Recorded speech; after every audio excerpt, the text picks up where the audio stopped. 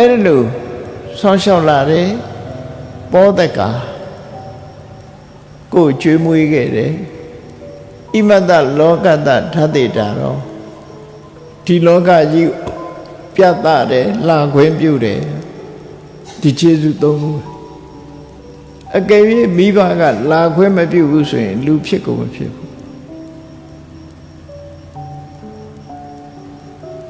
ဒီကနေ့ခေတ်ကြတော့မလာဖို့တားနေကြတာတွေရှိတယ်လေနော်မိဘကအလားမခံတာတွေရှိတယ်ဆိုတာတတိထားကြည့်လူဖြစ်ဖို့ဘလောက်ခက်လဲဆိုတာစဉ်းစားကြည့်ကိုကတားတဲ့မိဘစီရောက်သွားရင်ကိုအတားခံမှာပဲလူဘဝရောက်မှာမဟုတ်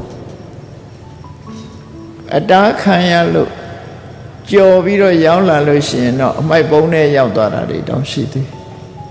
နော်ဒါကြောင့်မို့မိဘရဲ့ခြေစွတရားကိုဟာလူဘဝကိုအောင်မြင်မြင်ရောက်ရှိလာခဲ့ခြင်းဟာအမြဲတမ်းခြေစွကြည့်တယ်လို့စိတ်ထဲမှာမှတ်သားထားကဲပြီးအတားခံလိုက်ရရင်ကိုဟာလူဖြစ်ဖို့မရှိတော့အဲ့တော့လူဖြစ်လာတဲ့ဆိုကြတဲ့မိဘရဲ့ခြေစွတရားကိုမမေ့ရမှာဖြစ်တယ်ပေါ့ခြေစွဆိုတာတုံ့ပြန်ပေးဆပ်ရတဲ့အရာကျွေးတင်တာလို့ပဲတုံ့ပြန်ပြီးတော့ပေးဆပ်မယ်မိမိကိုယ်တိုင်ရှာဖွေလာတဲ့ပစ္စည်းတွေနဲ့မိဘကိုကျွေးရမယ်မွေးရမယ်စောင့်ရှောက်ရမယ်ကိုယ်အနေနဲ့တာဝန်ယူရမယ်ဆိုအဲ့ဒီမိဘကိုကျွေးမွေးစောင့်ရှောက်တာဝန်ယူခြင်းကိုမြတ်စွာဘုရားကတန်ဖိုးထားလို့မင်္ဂလာကုသိုလ်တစ်ပါးဖြစ်တယ်ဟောခဲ့တာဖြစ်တယ်ပညာရှိတွေသူတော်ကောင်းတွေလက်ခံပြီးတော့ကျင့်သုံးခဲ့တဲ့ကုသိုလ်ကောင်းမှုအနေနဲ့လည်းမြတ်စွာဘုရားဟောတယ်တရားမင်းကြီးတို့စိုးစံတဲ့တာဝရိန္ဒနတ်ပြည်ကနတ်တွေကလည်းပဲမိဘကိုပြုစုတဲ့ပုဂ္ဂိုလ်သူတော်ကောင်းလို့သတ်မှတ်တယ်အဲ့တော့မိဘကိုပြုစုတဲ့လူကိုသူတော်ကောင်းလို့သတ်မှတ်ရင်မိဘကိုမပြုစုဘူးဆိုရင်သူယုံမှလို့သတ်မှတ်တယ်ဆိုအဓိပ္ပာယ်ရဒါကြောင့်မို့ကိုကမိဘကိုတုံ့ပြန်ပြီးတော့ကျွေးမွေးစောင့်ရှောက်ပြီးဆိုရင်စိတ်ထဲမှာတို့ဟာကျွေးပေးဆက်နေရတယ်ဆိုတဲ့အဓိပ္ပာယ်ကိုမှတ်သားထားဖို့တုံ့ပြန်ပြီးတော့ကျွေးဆက်ခြင်းပဲအကယ်၍မဆက်ဘူးဆိုလို့ရှိရင်ကိုဟာကျွေးတင်တဲ့ဘဝမှာနေသွားတယ်တောင်းမကြေတဲ့ဘဝရောက်သွားနိုင်အဲ့တော့ကျွေးပေးဆက်ခြင်းဟာလောကမှာသူများစီကချင်းမေးပြီးမပေးတဲ့လူဟာလူကောင်းမဟုတ်ဘူးနောက်လည်းသူများစီကချေလို့ရမှာမဟုတ်ဘူးသူများရဲ့ကျွေးတွေကိုပြန်ပြီးပေးဆက်တဲ့လူမှရှိုးသားသူလူတော်လူကောင်းဖြစ်သတ်မှတ်ကြတယ်အဲ့ဒါလိုပဲမိဘ